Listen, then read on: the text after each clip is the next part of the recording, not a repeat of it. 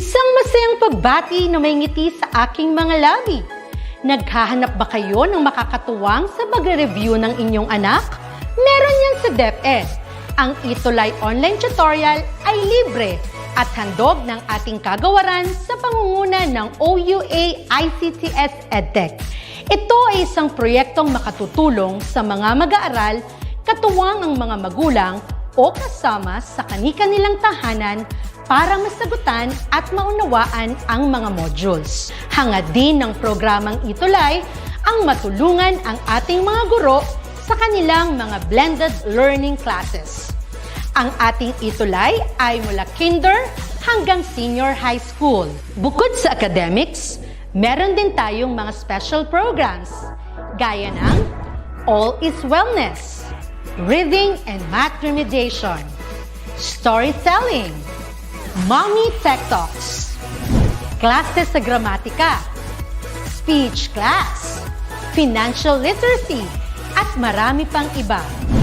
Pinalawig din ng ETUlay ang ating Alive program para sa mga mag-aaral mula grade 1 hanggang grade 3. Gayun din ay mayroon tayong ALS program at SPED tutorials na makasisigurong makakamit ng lahat ang inclusive education. May SPED hotline na rin para sa inyong mga katanungan patungkol sa special education. Kaya, subaybayan mula Lunes hanggang Biyernes, mula 9:00 ng umaga hanggang 7:00 ng gabi ang ating ETUlay. Sa ating pagtutulungan, maiaangat natin ang bawat isa. Ating itutulay ang pagkatuto upang di mapigil ang pag-aaral ng kabataang Pilipino. Itulay natin ito, sulong edukalidad.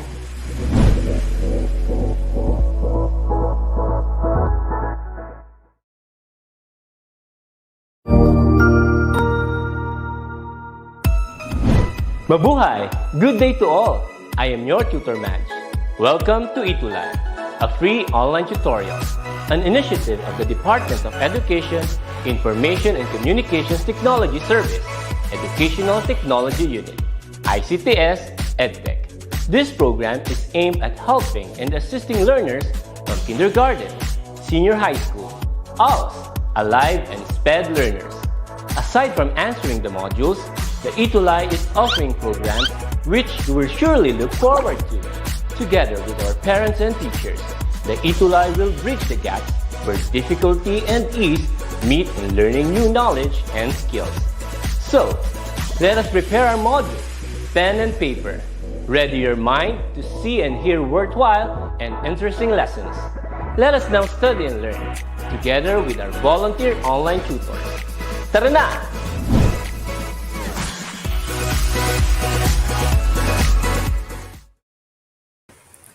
Alright, good afternoon sa ating mga online learners ngayon at sa ating online community na nanonood ngayon sa ating English 9 ETUlay learning session. Nauutal ako.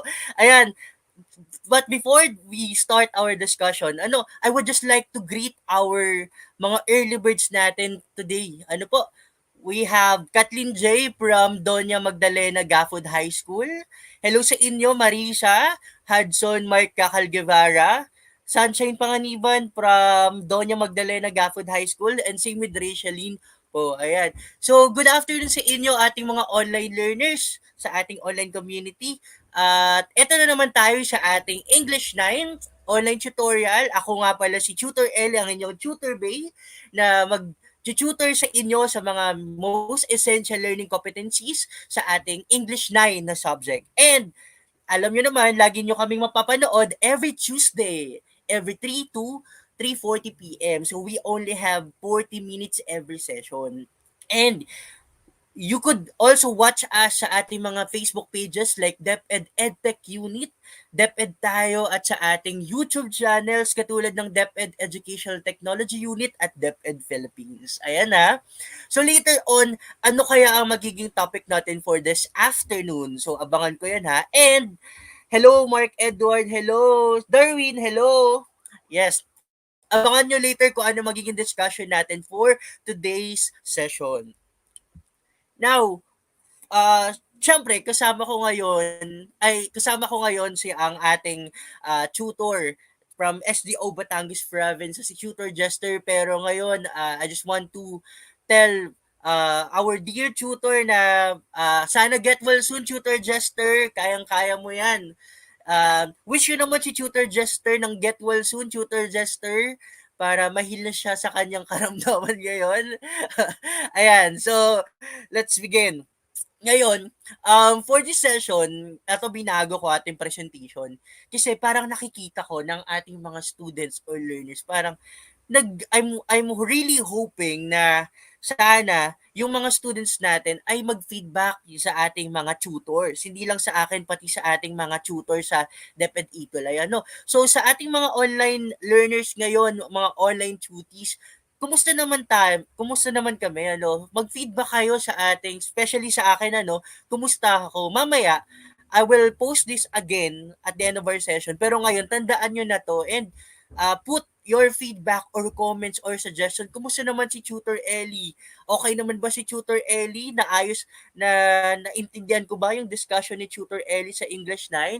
So put it on your Chrome, your browser like Chrome, Safari, or your Firefox and type https:/bit.ly/how is tutor bay 105. Yan, si Tutor Bay 105 dahil today is October 5 and it's World Teachers Day. You can screenshot this frame or this power slide and mamaya bisitahin nyo naman and kumustahin nyo naman, give feedback kung kumusta naman ang si Tutor Bay sa kanyang discussion. Okay, good afternoon, Sebastian Davales from Ocampo National High School. Hello sa ating mga co-teachers pala from Ocampo National High School, sa ating Schools Division Office ng Kamsur na pinangunahan ng ating Superintendent na si Dr. Loida Enidea. Hello, ma'am. And sa ating lahat ng mga teachers ngayong araw, happy Teachers Day sa inyong lahat, mga Filipino public school and private school teachers. Saludo ako sa inyong mga trabaho at dedication and passion despite kung ano pa naman panahon ang meron tayo ngayon. Ayan. So, yan, we'll proceed. Alright. So, Tutor Ellie, nasa ano ba tayo sa ating sessions ngayong first quarter? So, as you can see, we're done with the first 3 weeks. Tapos na tayo. Imagine, the time has gone too fast. Napakadali. It's very swift. And we're done with already our third 3 sessions. We're done with the different types of modals. We have the obligation, modals of permission, and modals expressing prohibition. But for now, our topic will deal for the next 3 weeks will deal with conditionals. Okay? So, sana hawak nyo yung mga modules nyo or learning activity sheets or any books when it comes to conditional because this would be our competency for this week for first quarter. Alright. Now, Tutor Ellie, ano nga ba yung topic natin specifically from last week's? So, Dayan Ancheta from Gapod High School, Kyla, Publico, good afternoon. Our topics from last session was about modals, okay? And modals, again, are verbs that add additional information about the verb that follows it. And we were able to discuss or, to explore about these 3 basic types of modals, which is, expressing obligation, and it uses the modals must, have to, should, ought to. So sana naman you still remember. Balikan nyo by the way yung ating mga learning sessions sa English 9. It's available sa YouTube. Pwede nyo i-search yung mga session kasi replayable yan. Okay, again, replayable yung ating mga ETUlay sessions, so don't forget it. Pwede nyo balikan. We also dealt with modals expressing permission, which we can use pala the words can, could, and may.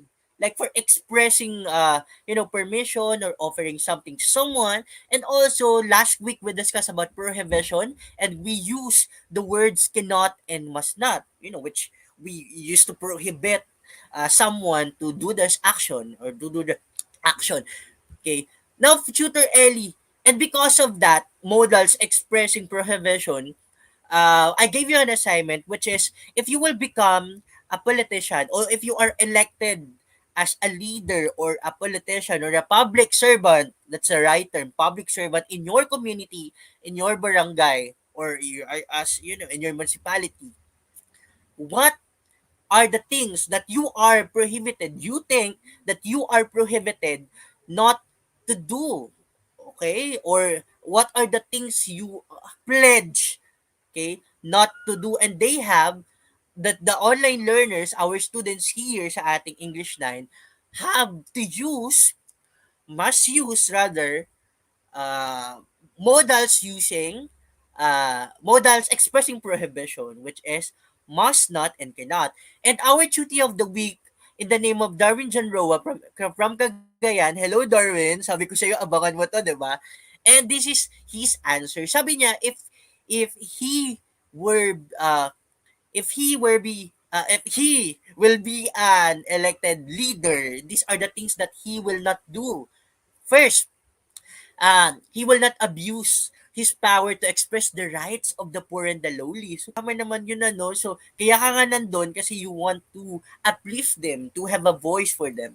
The second one, he must not use the government funds to make his life comfortable, or comfortable rather.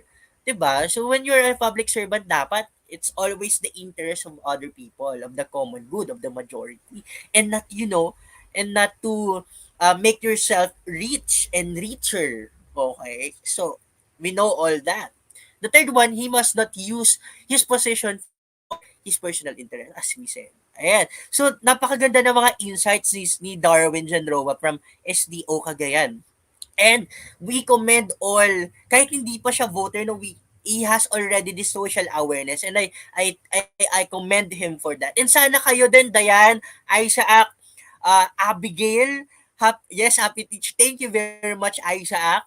Abigail, thank you. And sana ganun din kayo, ano? And hopefully, para sa ating additional activity assignment later, comment kayo din or submit your assignment sa akin at the end of the session. Isasabi ko kung saan nyo to isisend para ma-feature ko kayo every week as the duty of the week. Alright? Sige. Now,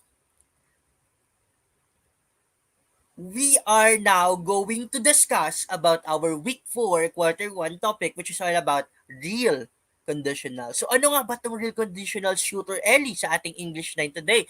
And our module referent comes from DepEd Region 5 Bicol. Kasi ako ang Bicolano, I'm from Kamsur. And hello sa ating mga teachers. Happy World Teachers Day sa ating teacher sa Region 5 Bicol, sa ating regional director, si Sir Gilbert T. Sadsad. Hello po sa inyo at sa ating development team ng ating modules. Mabuhay po kayo. Salamat. And Diyos mabalos po sa inyong lahat, sa inyong mga dedikasyon.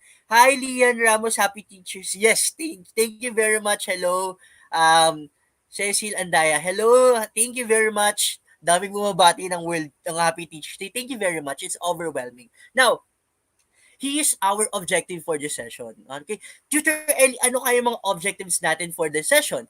First is we have to know sana, no, we will be able to identify the proper verb forms of the given conditionals. So, parang baka malito kayo, ano to, later on we'll discuss this. You have to identify yung mga verbs. Magbigay kayo ng mga verbs. Next one is, you have to predict outcomes or results of daily life situations using given conditionals. Ano?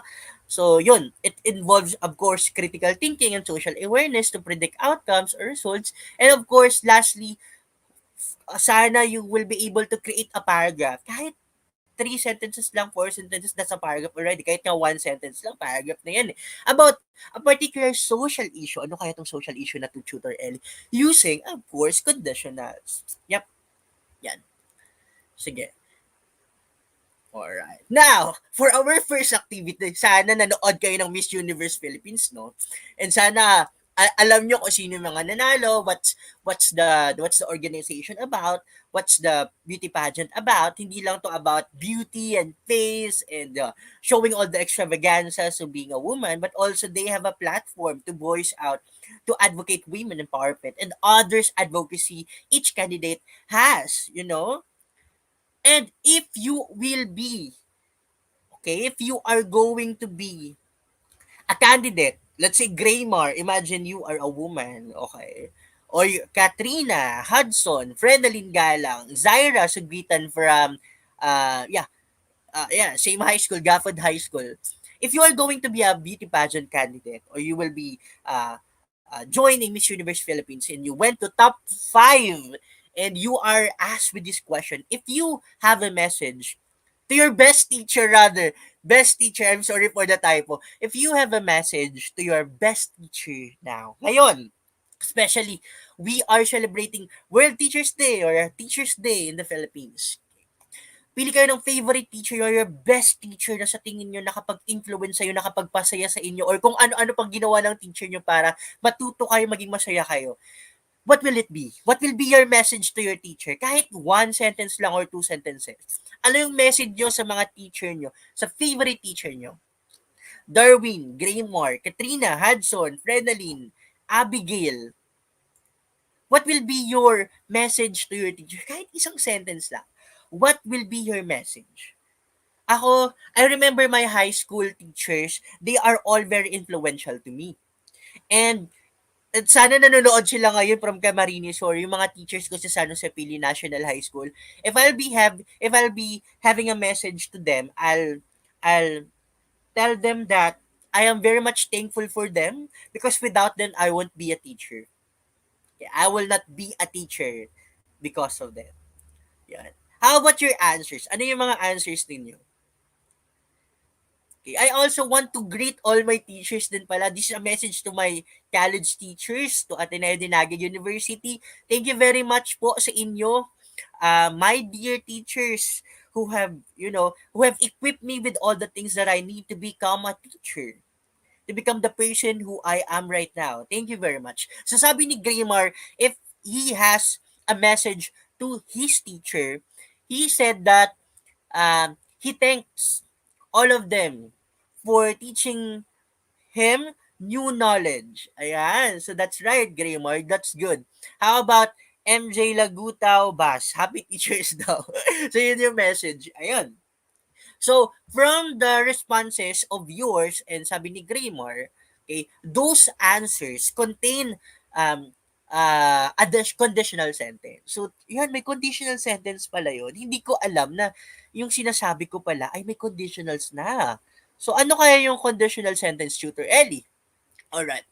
So, conditionals or conditional sentence are actually um, uh, contains, okay, an if clause or a main clause. Okay. And conditionals are sentences that, it says a condition and the result. Okay? It says a condition and the result.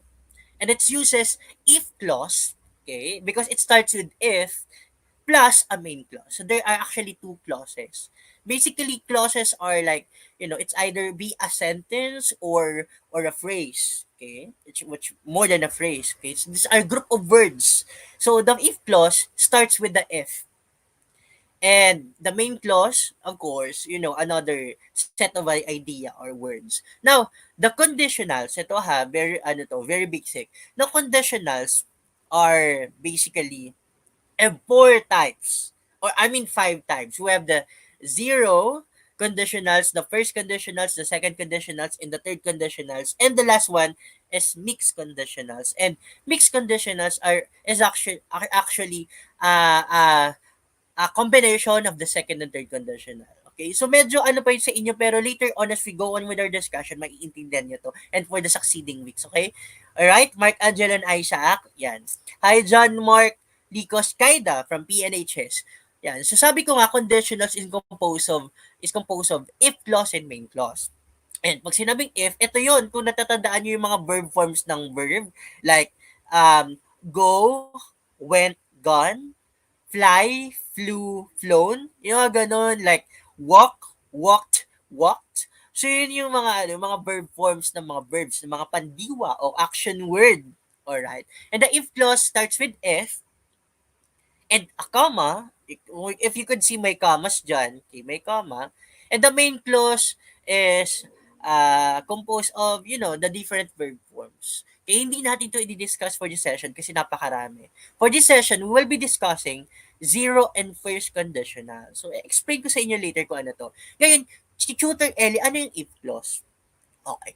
If clause is basically, it's referring to condition. If you will be, if the water will flow, if the sun will rise. Yun yung mga ganong klase ng clause. If, these are conditions. If you will be given $1 million. So yun, if. What if? Kapag binigyan ka ng ganito, yun yung in Filipino, kapag yan, kapag, yung condition. And main clause is the result. Kapag binigyan ka ng 1 million na pera, tapos the main clause is the result, anong gagawin mo sa pera? Bibili ako ng malaking bahay. So that's the result. If you will be given $1 million, that's the condition. If I will be given $1 million, I will give it to the charity. So that's the result. So these are conditionals. Okay? You are given a condition and this is the result. Okay? So hopefully it's clear. So ganun lang yun. Pero we'll discuss it progressively as the time goes by. Sasumid ako, sorry. Now, the zero and first conditionals are what, we use this in providing real conditions or possible conditions and results. While the second and third, refers to or express unreal or impossible condition and results. So, Tutor Ellie, ano kaya to? We'll delve down more. Okay? And the mix actually is, it's rarely used, but we will just give an passing discussion about this in the succeeding weeks. Now, Tutor Ellie, starts with this. Ano kaya yung zero conditional or zero conditional sentence? It's basically have a condition and a result. And bigyan na tayo ng example. If we boil the water. The verb here is boil, and boil is in the present simple. I mean, present tense siya. Hindi siya past, hindi siya boiled. Okay, hindi siya, present simple lang siya. Okay, boil, boiled, boiled. Remember? If plus the verb boil, if is zero conditional na if clause. Okay? Present simple lang siya. So kapag gagawa ka pala ng sentence na ganito, if we boil the water, anong sunod? It becomes hot. Yung verb na gagamitin mo, the verb you will use should be present simple also. Okay? Boil, boiled, boiled. Become or becomes kasi singular. Okay? Becomes. It refers to the water. Becomes, become, or becomes, became, became. Okay? Ganon. So, it should be present simple. Okay? So, zero conditional is basically, you use this type of formula of this sentence kapag you are just saying something that's obvious. The result is obvious or it's real. Totoo yung result. Nangyayari, certain yung result. Okay? Syempre, pag nag-boil ka ng water, pag ininit mo yung tubig, what will happen? Syempre, it becomes hot. Diba? So, it's something obvious naman. Very factual, very certain. So, yan yung zero conditional. Okay? Magko-condition ka lang naman, same naman yung result. Definite yung result. Zero. Okay? Wala namang ibang possible result doon. Okay? Pero, pwede din natin itong baliktarin, my dear tutors. Dear tuties. No, pwede din natin yun baliktarin. So, the water becomes hot if we boil it. Tama naman. Yung tubig, magiging mainit kapag nilaga natin. Okay? If present simple, simple lang, present, and another na naman sa main clause na present simple. If we boil the water, hindi pwedeng it became hot. Hindi pwedeng it became, hindi pwedeng past tense. Dapat pala, becomes, present simple. Kapag gagamitin natin yung zero conditional na real and certain and possible, definite ang magiging result. Another example. Okay? If we do not eat, my dear cuties, ano yung sagot dito? If we do not eat, what will happen? John Patrick, Kyle, Aliyah, Mark Angelo, Isaac. What will happen? Kapag hindi tayo kumain, use a present simple na verb. Okay, present tense. Present tense na verb. If we do not eat, Alright. We die. Syempre. 'Di ba? we are we are hungry. Tama naman. We become hungry. Yes, tama. Darwin, Isaac, or Grammar, we get hungry. 'Di ba? Present lang siya. Or if we are going to reverse it, we die if we do not eat. 'Di ba? Present tense lang. So that's zero conditional. Alright? Sana malinaw, no? Now, okay tayo. So, let's start with this. Complete the sentence using the proper verb form. If you do not charge your phone, what's the result? Isaac, Darwin, Graymore, Kyle. Okay? Of course, yes. Mark Angelo, John Mark, Kayla, MJ, Katrina. If you do not charge your phone, what's the result? Okay. It shuts down. Okay ko, 'di ba? Wala naman pag hindi mo chinarge, shut down. Number two, if you still at the bank, kapag nagnakaw tayo sa bangko, huwag niyo tong gagawin. This is only an example. What is the result? Alright, we get in prison. Tama naman. Okay, tama. Magkukulong tayo kapag nagnakaw tayo. Number three, if tomorrow is Wednesday, today is very easy kasi zero conditionals, real result, tunay, factual na nangyayari. If tomorrow is Wednesday, my dear online learners, today is, gawit kayo ng verb, is Tuesday. Tama si Aisa. So, yan, napakadali lang, very easy. Now, if zero conditional were a person, kung magiging tao si zero conditional, 'di ba? Sino kaya to? If zero conditional were a person, okay, that would be Kabil Lame. So, hopefully kilala nyo to ha, si Kabil Lame, yung magaganito lang. No, he becomes famous in uploading TikTok videos, reacting to useless and nonsense life hack videos. So, sa mga yes, sabi ni Isaac, huwag po kalimutan ng simple present verb yan. So, kung si zero conditional magiging tao, siya si Kabilame. Again, Kabilame. So, sana, you are familiar with Kabilame sa TikTok. Alam ko most teenagers right now are watching TikTok or using TikTok to upload videos or to watch videos. Okay? So, basically, zero conditionals are stating the obvious. Diba? Magko-condition ka lang naman, alam mo na what the results are.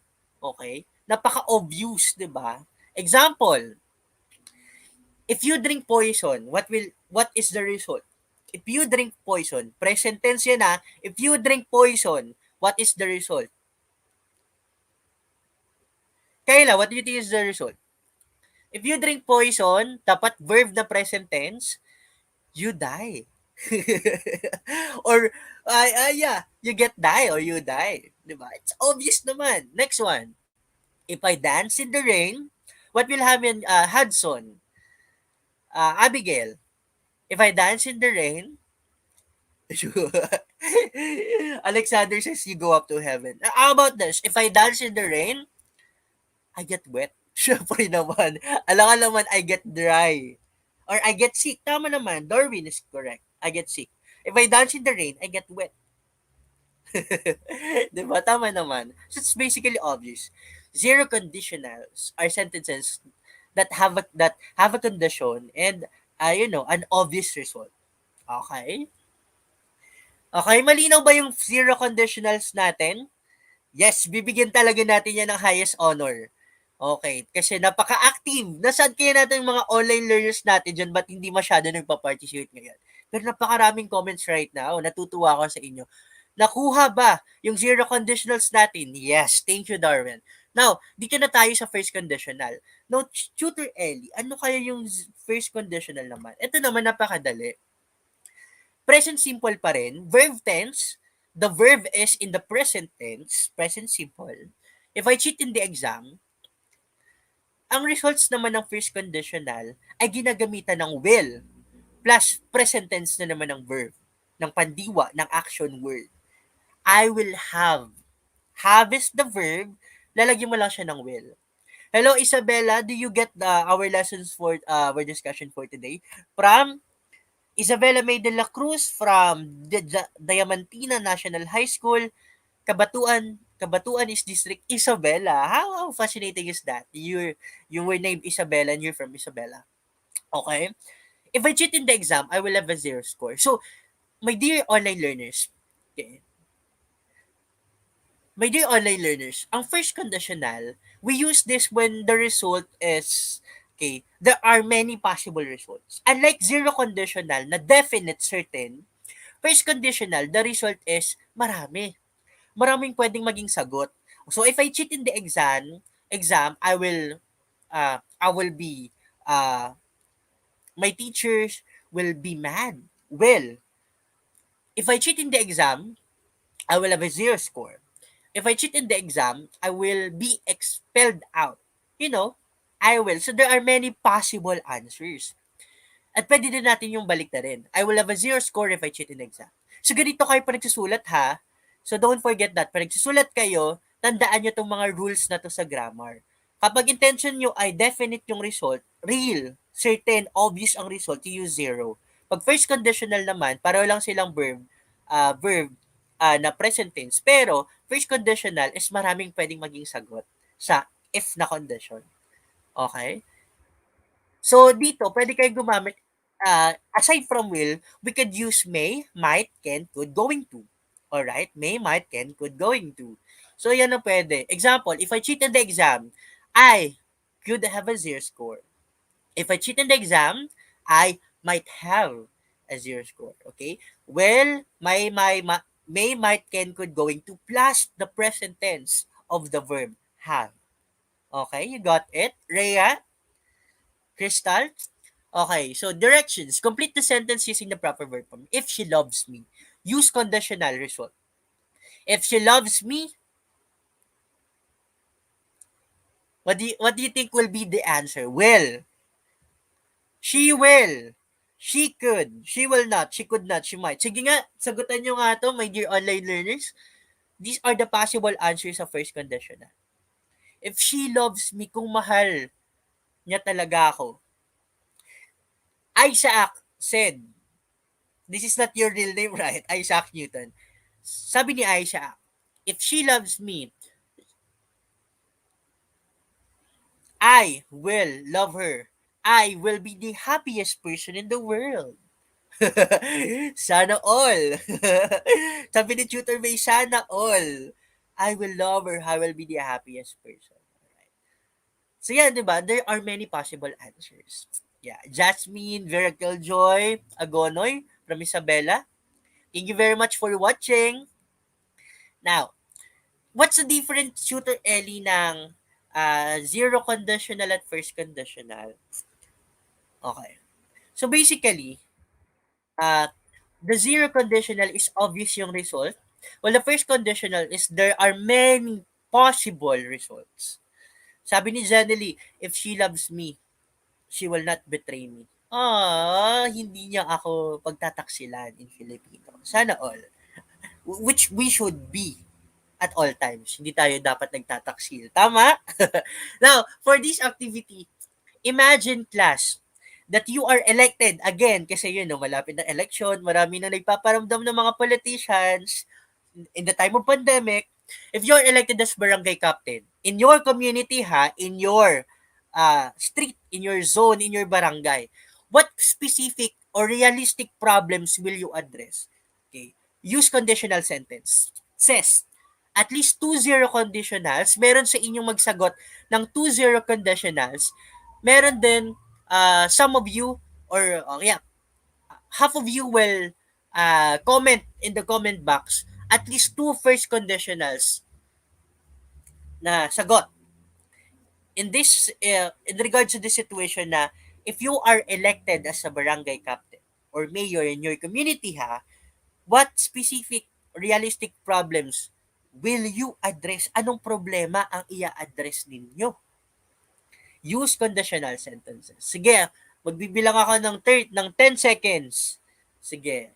Daming nagko-comments right now.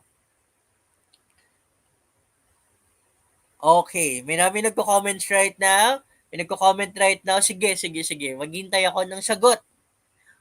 If you are elected as barangay, sige, chat, mag-type kayo if you are using your laptop. Ano kayong specific problem ng barangay ko, ng municipality o ng city ko, ng province ko? Ano yung na i-address ko kung ako ay magiging elected na mayor? If you are elected as barangay captain or mayor, what specific problem will I address? I will give an example. Now, Tutor Ellie becomes a barangay captain. Ako ha, in our barangay. Okay, thank you very much sa mga bumoto sa akin. Thank you very much for those who vote me as the barangay captain in our barangay. Now, because of this, I am elected as the barangay captain of my barangay, of my community, here in Camarines Sur, in Pili. Okay? I will address the problems about corruption.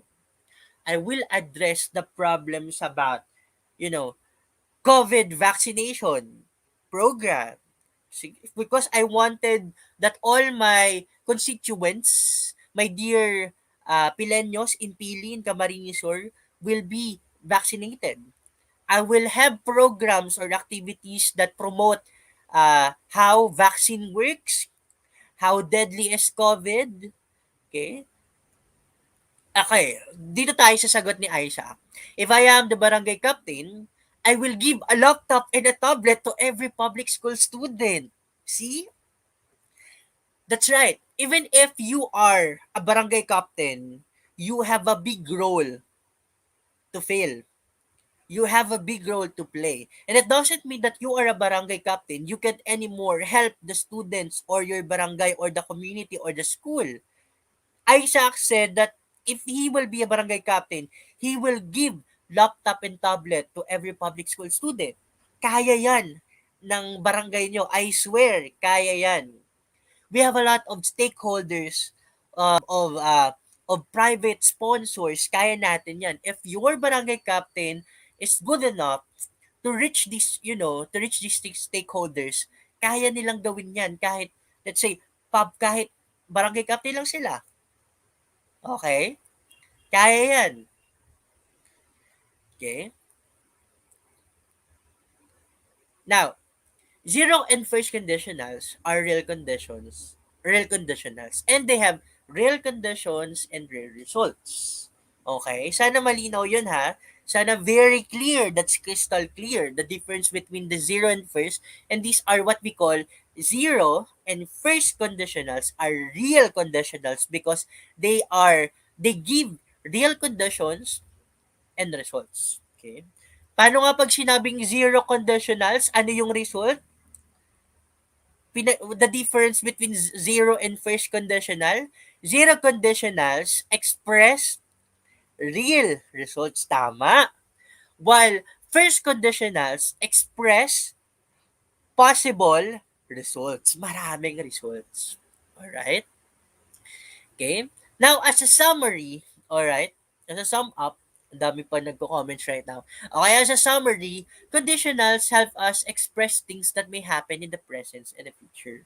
Okay? These are true to the other types of conditionals. But however, in this session, we only discuss the first and the zero conditionals, the real conditionals. Kasi yun naman talagang topic natin for this afternoon. The first and zero conditionals. While the others, the second and third, and the mixed conditionals, it express also something that may happen in the present and the future. Okay. In the future. Okay.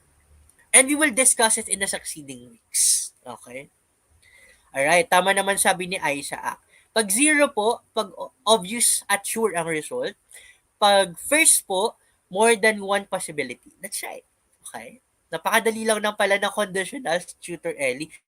Now, balik tayo sa ating objectives for this afternoon. Okay? Now, were we able to identify yung mga proper verb forms na ng mga conditionals? Could you please say yes? Yes, isang malaking yes, all caps na yes, if we're able to identify the proper verb forms of the given conditionals. Nagbigay ba tayo ng mga verbs na simple present tense dapat? na simple present tense pala ang gamit sa zero and first? Okay? Of course, yes. Now, how about this? Did we predict outcomes or results of daily life situations?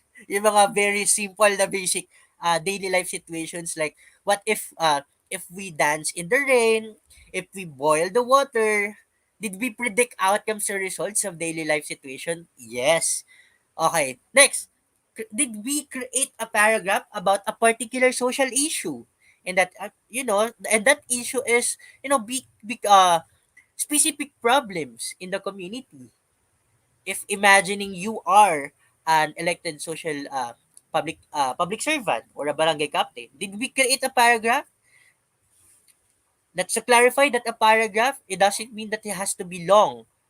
Okay? One sentence could be a paragraph already. Yes, sabi ni Abigail. All right. So we're able to put a check to our all objectives for this afternoon. Okay. Now, ito yung aabangan ko sa inyo, my dear online learners. Our additional activity. We have two additional activities, okay? We'll have an assignment, okay, homework, and sana mag-participate kayo para ma-feature kayo as a cutie of the week. And nag-reply naman ako sa inyong mga messages sa DMs or sa PM sa Facebook or Messenger. Alright. Now, for this additional activity or assignment, you have to use at least two zero conditionals and at least two first conditionals in your paragraph. Abangan ko yan ha. Sagutan nyo to ha. And aabangan ko yung mga sagot nyo sa ating comments or sa ating messenger, sa Facebook or sa Instagram. If in case, my dear students, it is the end of the world, this will happen. This is a real condition. The world will end, okay, sooner. But not really that sooner, siguro mga million years pa, according to science. But this will happen. This will surely happen. What are the things that you will do? Okay? Sagutan nyo to ha. What if Tutor Ellie, the world will end tomorrow? Ano kayo mga gagawin ko na? Sige, dagdagan natin. If in case tomorrow is the end of the world and you have 24 hours remaining, what are the things you will do? Okay, sagutan nyo yan, my dear online learners. And Tutor Ellie, paano namin to masasabit yung mga answers namin or assignment? Yan, post your outputs online using all hashtags below. Or, eto ang pinaka-the best, chat me directly ha. Chat Tutor Ellie, chat your Tutor Bay directly through the social media platforms. Okay? For Facebook and Messengers na nag-down kagabi, nawala yung Facebook Messenger kagabi, same situation din ba sa inyo? Chat me. Hanapin nyo ako sa Messenger. Ellie Belleza sa Facebook, Elibelleza. That's Ellie Belleza Tutor Bay. Okay? Thank you very much, Marisa from Etiagay West District. Alright? Or you can directly message me in Instagram using find me. The username is at it's.ellyboy with the 4 O. So, screenshot nyo to ha. Abangan ko yung sagot nyo sa ating assignment for this session ha. Ellie Belleza, huwag kayong mahiyang mag-message sa akin. Magsasagot ako. Okay?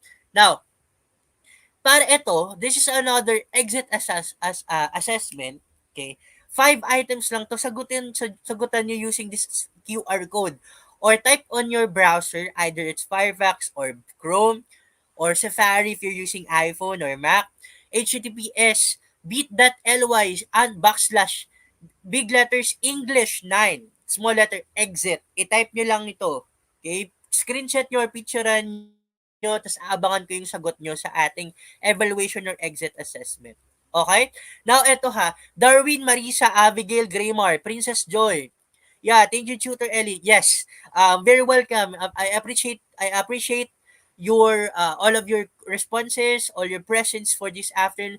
The Angie, Samantha, Althea, Isaac, Jasmine, Josephine, Sebastian, Alexander, Januel. Ang dami-dami nyo. Aabangan ko yung feedback nyo. Kumusta naman ako? Kumusta naman si Tutor Ellie right now? So, scan the QR code or i-type nyo bit.ly backslash how is Tutor Bay 105 dahil October 5 ngayon. How is Tutor Bay?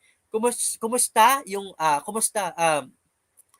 bigyan nyo ako ng feedback, i-rate nyo ko, kumusta naman, or suggestion nyo kay Tutor Ellie na pwede natin gawin for the next session. Aabangan ko yan. Again, bit.ly/howisttutorbay105. Okay? Now, alright. So yun, thank you very much sa ating mga dear online learners from DepEd sa ating from Pampanga, from Bicol, from Cagayan, from Isabela, from all over the world. Kasi online to all over the world. From Camarines Sur and so on and so forth. From Batanes to Tawi-Tawi. Thank you very much for watching our ETUlay Online English 9 ETUlay learning session. Thank you very much sa ating mga online learners. And again, our topic is about real conditionals, the zero and first conditionals. I am Tutor Ellie. I'm your tutor bay as always every 3 p.m. to 3:40 p.m. ng 3:40 every Tuesday, Martes ng kada linggo. At aabangan nyo kami lagi ni Tutor Jester from SDO Batangas Province. And again, ako si Tutor Ellie, your tutor bay from SDO Camarines Sur. And panoorin nyo yung replay nito sa ating Facebook pages, replay sa ating YouTube channel. Ayun, para magawin yung mga assignment. And please support the English Junior High School Department. Ito yung mga magagaling at mga magaganda at guwapo, very competent, very awesome and flawless na ating mga English teachers from grade 7 until grade 10. Yan. So, tinututuruan kayo ng mga modules nyo at mga competencies sa English 7 to English 10. Ano yan? Thank you very much sa inyo, sa ating mga responses, sa inyong feedback, aabangan ko. Again, this is Tutor Ellie, your tutor bay, signing off. Thank you very much. Happy Ang husay naman! Natapos mo ang iyong tutorial session kasama ang iyong mahusay na ETUlay tutor. May bago ka bang natutuhan? I-share na yan gamit ang hashtag ETUlay Level Up. Huwag aalis ha, dahil may susunod pang programa na pwede mo ring panoorin at salihan. Dahil naghihintay na ang iyong mga tutors. Happy learning dito sa ETUlay!